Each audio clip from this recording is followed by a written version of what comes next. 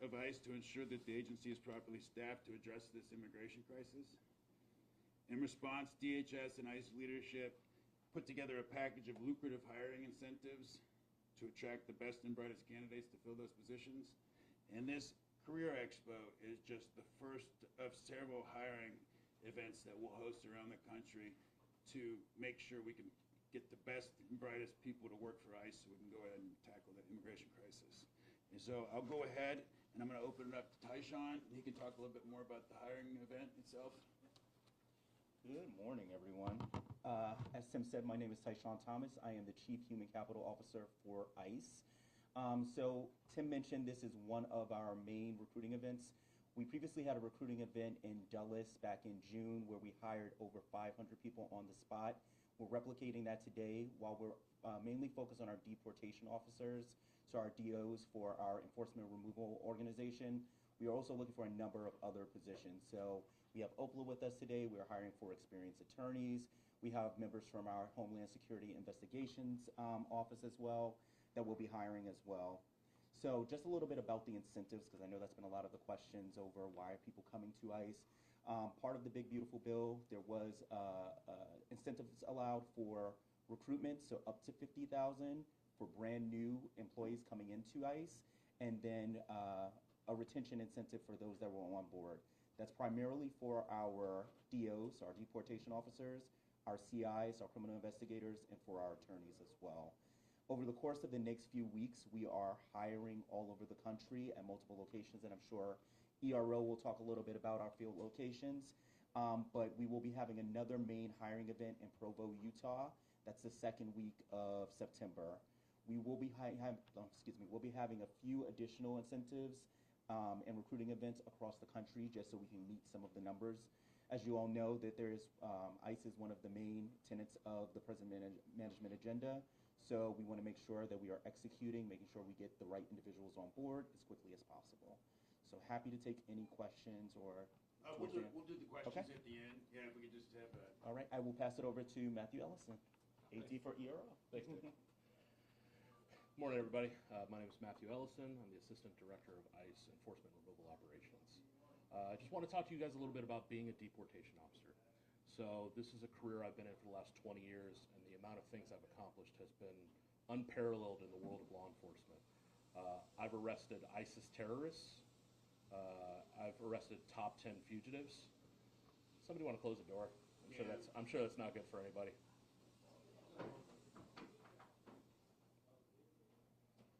Sorry about that. I'm not sure what that was. That's all right. Take it from the top. So as a deportation officer, the amount of things that you do in your day-to-day career is unparalleled in the world of law enforcement. From one day to the next, you could be out serving a warrant on an MS-13 murderer, and then the next day meeting the consulate general of a country. Right? The dynamics of being a deportation officer are so unique to this line of work. From the very beginnings of the immigration cycle to the very ends of it, it is all under the world of ICE. And the deportation officer is the most pivotal part of all of it. And I can tell you just the amount of incredible public safety work, the amount of victims that are not created because of the work that the deportation officers do. I can tell you from personal experience, I was just recently the field office director of the Baltimore field office. And while I was there, we led the nation in the number of sex offenders arrested. So year one, we set a one-year record of 152 sex offenders arrested, and then the next year we beat it by 180. And if you could think of those people being taken out of the community and the downstream effect of the victims who are then not created by the probability of someone who is so likely to be a recidivist offender and that are now not part of our community anymore. The work ERO does is the reason that communities are safe. I'll give you a great example of Montgomery County, Maryland. They were a sanctuary jurisdiction. I got together with their county executive. They came on board, and they saw a 50% decrease in their violent crime rate. It's not all from the work that ICE was doing, because the Montgomery County Police Department is a great police department, but a 50% decrease in violent crime. And all of a sudden, you started working with ICE. That should send a message to anyone about cooperation.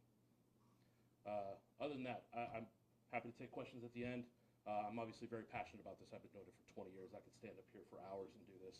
But I will hand you off to our chief counsel of our local office, Elizabeth. Thank you. So I'm Elizabeth Corson. Good morning. I'm the chief counsel with our ICE Office of the Principal Legal Advisor here in Dallas, Texas. ICE has the largest legal component with DHS with over 1,700 attorneys and 300 support staff, but we're looking to add on new attorneys to better fulfill our mission. Attorneys working for ICE play a pivotal role for the agency, adhering to the highest standards of professional conduct while serving as the exclusive representative for DHS in immigration removal proceedings before the Department of Justice. We assist with removing dangerous criminal aliens, terrorists, human rights abusers, and other immigration offenders from the country. We also provide a full range of legal services to our other ICE programs and offices, including Homeland Security investigations and enforcement and removal operations. We provide timely and accurate legal advice to these components on issues of customs, criminal law, and immigration enforcement law, as well as a range of administrative law issues such as contract, fiscal, and employment law. Working for ICE as an attorney, you'll be paid a competitive salary, receive lucrative hiring incentives, gain valuable experience, and have the opportunity to network with other high-profile positions such as the U.S. Attorney's Office, where we also have our attorneys detailed. In addition to base pay, you may be eligible for locality pay, overtime, and many more attractive incentives. Our attorneys work closely with our clients, ERO and HSI, on cases that Matt mentioned. While they are making the arrests, we are prosecuting those cases in court. It's a rewarding job, and we have the opportunity to make a real difference with the work that we do each day. We have attorneys here that are hiring. You have positions in the field as well as headquarters component that focus on special subject matter expert areas. And they are hiring for both headquarters positions in DC as well as headquarters positions within the field and our various 24 field locations that are located throughout the country. So where our attorneys want to be, they will get to work. And there is more information about joining if you're not able to attend the expo today or tomorrow at join.ice.gov.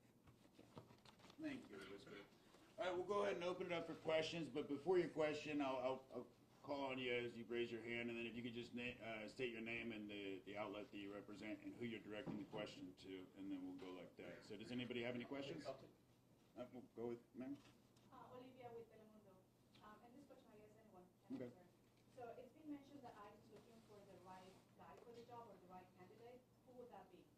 Can you describe a little what you're looking I know preferably we want someone with law enforcement or security background, but I'll let Matt talk about that more since that's his. So, because ICE is such a dynamic, wide-ranging agency, we want those prior law enforcement officers to do our street-level enforcement, but we also need super analytical minds who are going to be out doing our casework also, right? We have such a wide range of authorities that we have to deal with on a day-to-day operation.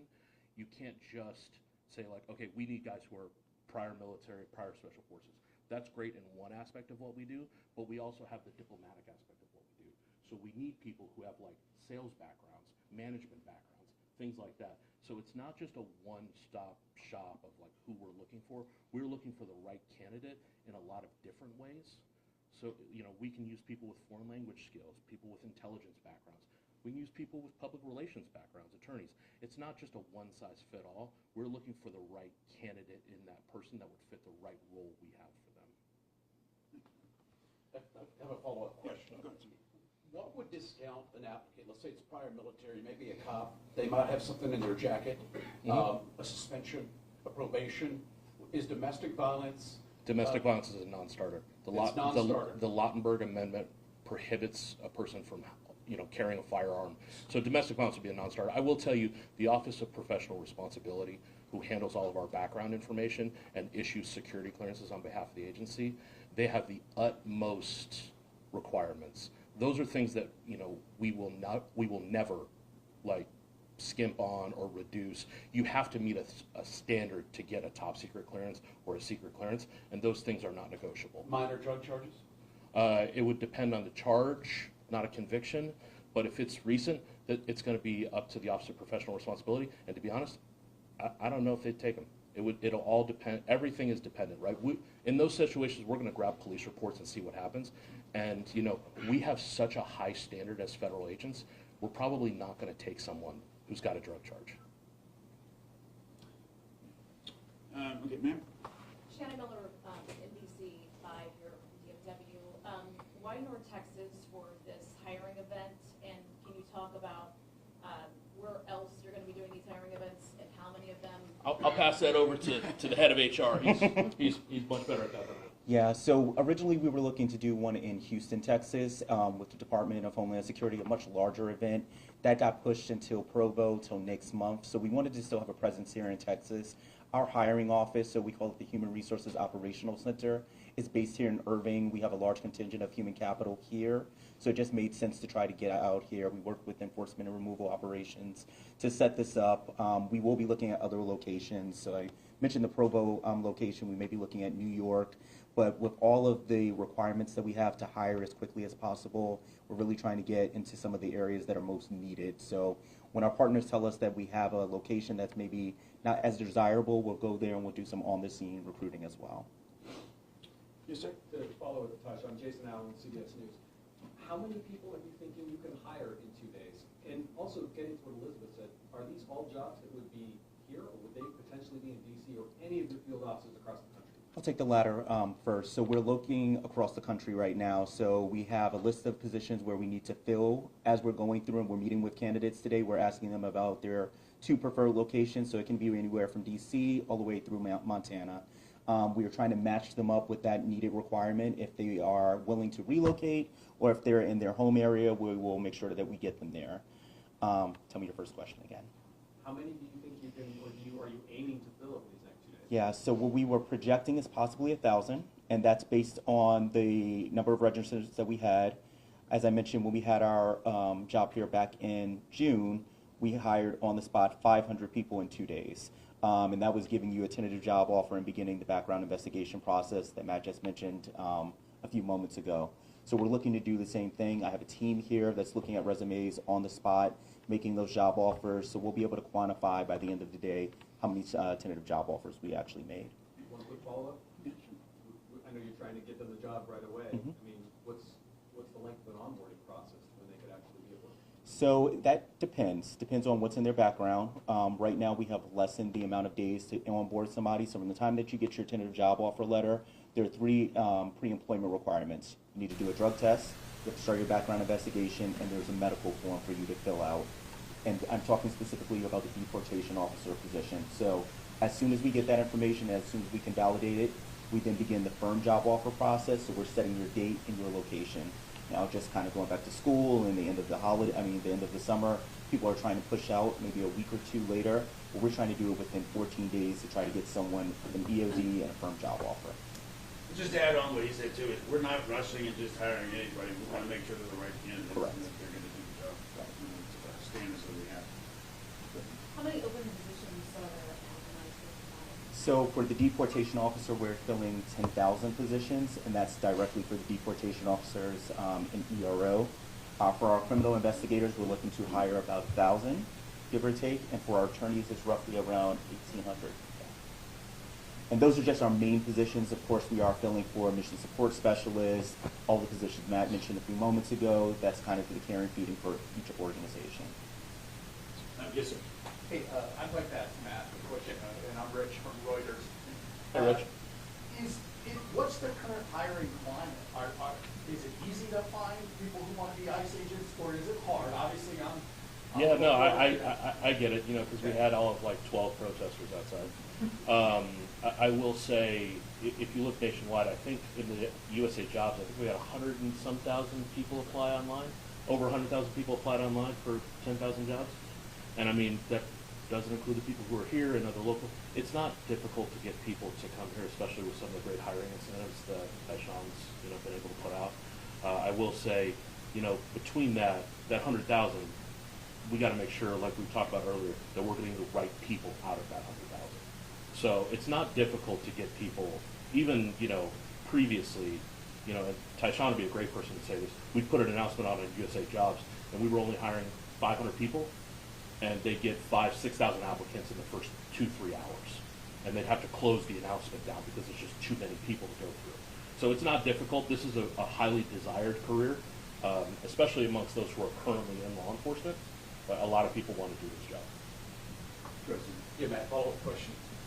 During the first Trump administration, there was this type of hiring process to bring agents on board, to secure the border. There was an independent study that was done to show that the fast hiring of agents can be problematic. A lot of agents were brought in with some problems that were not identified in their background. They came in, got the badge, got in trouble. Are there any safeguards, any guardrails in place to make sure that that doesn't happen again this year? Right, so like one of the things Tyshawn mentioned, you don't get into the firm process until our Office of Professional Responsibilities Personnel Security Unit has said this person has a good background, and we're still utilizing the polygraph.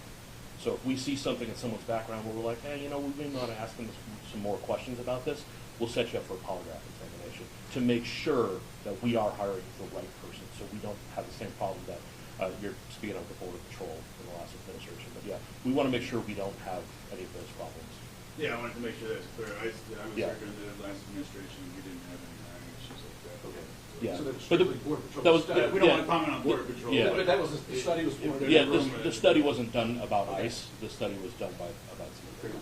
Yeah. Sir, Yeah, just where are you reaching out to get these applicants from? Is it statewide or regional? Or I'm sorry, I missed the first part of that. where are you reaching out to get these applicants from for this event? Is it Oh, statewide, regional? Or, yeah. It's national. We've done some local reach outs to state and local applicants, but we've posted all of these announcements on USA Jobs. We've also partnered with DHS to make sure we're getting the message out from the department level. We're using our normal recruiting, so word of mouth. We have recruiters in every location across the country, so they do a bit of that work for us as well. And then normal social media, right? We're using Handshake, LinkedIn, and things of that nature. yes, ma'am. So, you talked a little bit about the 1,000 jobs a year. What's the turnout? Because you mentioned a number of people have already signed up. So what is the expectation for the amount of people that are going to be here over the course of the next 2 years? Here. And elsewhere with everything. Yeah, next week. Physically, we are expecting about 1,800 applicants, and that's just based on registering.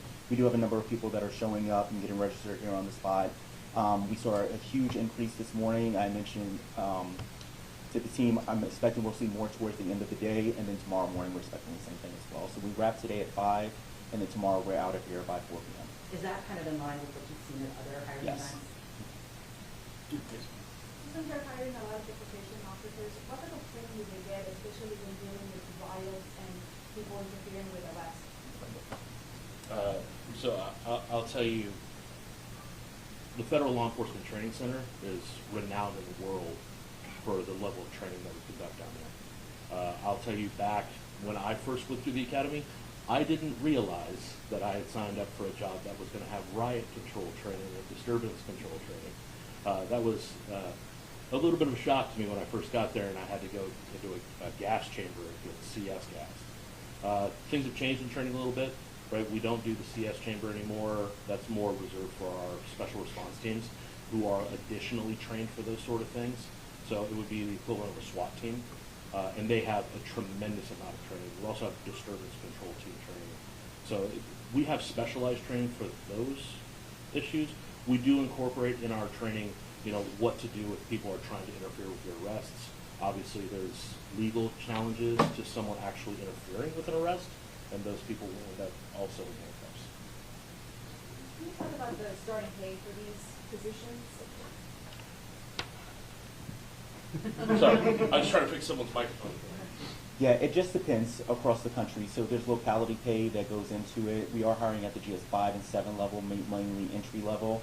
So it's 60 to 80,000, just depending where the location is. But again, that locality pays a part of it. With these incentives, that'll also go into total salary. And then we have AUO and LEAP for our positions as well. So that's additional salary dollars, if you will. That's based on our deportation officers, right? If you're in the midst of an arrest, you're not going to be able to just stop doing what you're doing, and you may be working extra hours. So all of that goes into total salary. And a follow-up to kind of your recruitment efforts, can you talk about reaching out to some of the local law enforcement agencies, the sheriff's offices that are already partnered with ICE via through the 287G agreements? Yeah, that's what I was going to mention. I don't know if you guys would want to say anything differently, but for the 287G, we have targeted, and and reached out to some of them, letting them know that we are coming to these recruiting events, and if they're interested. We have seen a lot of law enforcement, so if you guys were here earlier today, we actually had a line for current and former law enforcement officers. That line was through the door pretty early on, so a lot of individuals have been made aware that we're doing these major recruiting events, and they're coming on site to apply. But I don't know if you guys have anything about state and local. Just to add on to that, but at the same time, we're not trying to pillage a bunch of Correct. officers from other agencies. I see that bolstering around there all the time. I mean, if you're in the law enforcement field, and Matt could talk more about this, it's kind of a career, right? So if you see opportunities to move up, make more money, to take care of your family, of course you're going to want it. And so I think all the law enforcement agencies understand that sometimes people go to a different one, but it's not pillaging or anything. And we all have a good relationship with all of our law enforcement partners. ICE is a great organization. Yes, sir. Hey, since you're the hiring guru, similar question to Matt, but I'm sure it's a tough job right now. You're challenged with all these officers, all these open positions that you need to fill. Does it hurt or help that there are these social videos, of people booing your officers, throwing things? Does that make your job harder, or does it motivate the right type of person to come do this job? How does So that? honestly, I don't see that side of it. The number of applicants that Matt has mentioned, it has not stopped. So we didn't wait for the big beautiful bill to get passed. We started doing a lot of our recruitment and events and reach out in early part of this year. So we had a number of applicants that were in the pipeline. As soon as we started making those tentative job offers, right, started getting people going through the process, we are still seeing on an average a number of people apply day over day. So I'm not going to speak about what's in social media right now, but I don't see that as a recruitment hurdle. I think we're still getting the right people applying and getting through the pipeline. Question on the incentives, up to 50,000. Mhm. Who's gonna get that full 50? So it depends. So right now, these are brand new individuals that are coming into government. It's up to 50,000, but it's also a service agreement required for that. So you're coming on board, you're signing a service agreement that's for 5 years. So presumably, if you're on board and you stay the 5 years, you'll get that up to 50,000. But again, that's for new applicants coming into the federal government. Salary or hourly? Salary. Salary. Mhm. The overtime, Correct. there is overtime? There is. What's gonna happen when these appropriations run out, all the agents that are hired? Is there a plan in place that, there's no promise of money tomorrow. Right. This is, in the big beautiful bill per se. Right. So what's the plan? We can't really talk about something political like that. That would be a question better directed to Congress or to Okay. the White House or DHS.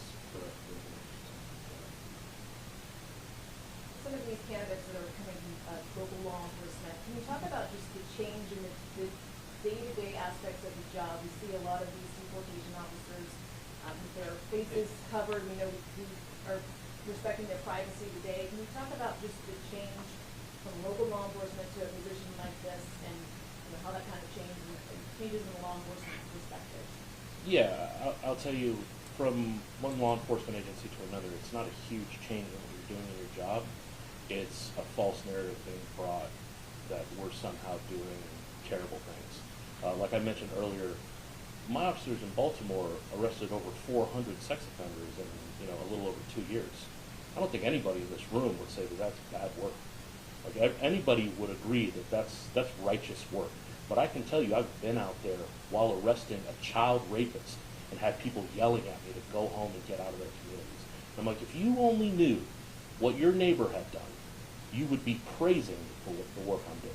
And that's the hard part, right? And that's why, some of my officers are covering their faces, because people will dig in deep. And we just had this in Irvine, California, where someone found an officer's information and started targeting their children at school. That's wildly dangerous at the least to say, but repugnant by all accounts, and with no regard to the work the officer was actually doing that day. Just he wore a shirt that said ICE, so they just, like the people outside here today. If I sat down with any one of them and talked to them about the work that I've done over my career, I arrested an ISIS terrorist 2 years ago that was let in by the prior administration. Who knows what he would have done? He was in Baltimore, right within the nation's capital. It could have been the cause of a catastrophe. Had it not been for ERO and the deportation officers there, who knows what would have happened. But that's not a story you're gonna hear, because nobody talks about the, well, this didn't happen because. For everybody else, it's just, oh, ICE arrested another person. You know what I mean? And that's what's difficult about it, and that's what's different between law enforcement agencies as opposed to ERO. I've always said ERO is an expert in stopping the creation of victims. And that is a unique thing in law enforcement, right? So most police departments get the 911 call. Something has happened, and they are the consequence of something happening. We stop things happening before they happen. We target people who are criminals who are on the street with the idea that if we take them out of the street, the recidivism dies. They don't create that crime anymore. And I can prove it in Montgomery County. Started working with me, saw a 50% decrease in violent crime. Good. Follow up to that on the arrest, just the public relations. Are you bothered by what is being captured and portrayed, both on the internet and then within the media? That's one component. And a lot of agents don't look like agents. They're not dressed CBP patch. So I think we're starting to get a little bit Okay. away from the hiring Okay. event there. Yeah, That's we fine. could just focus on that for today. Did anybody else have any other questions?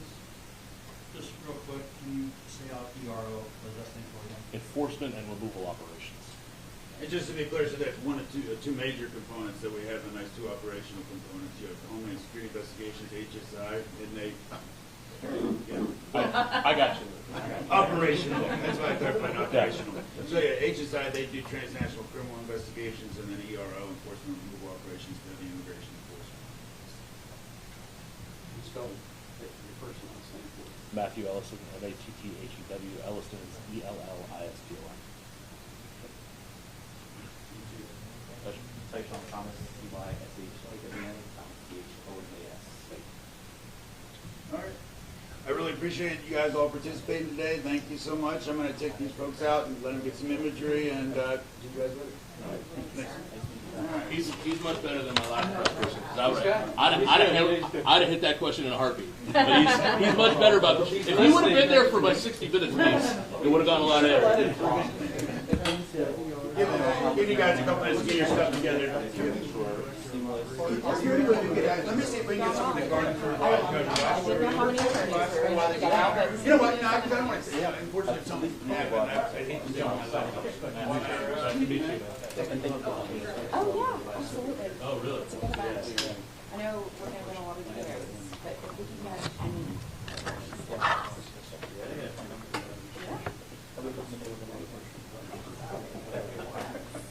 I fall asleep.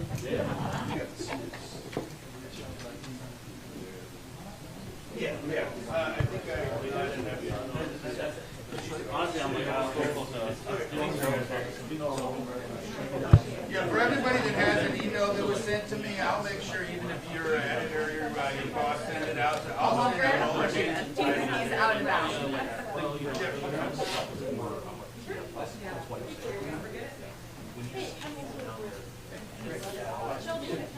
Yeah, sorry, that video, we have to show that video. No, I think we're good, yeah, I noticed, I want you to get your shot, let it take. Yeah, no, for sure. Are you snatching? Are you also, or? Okay.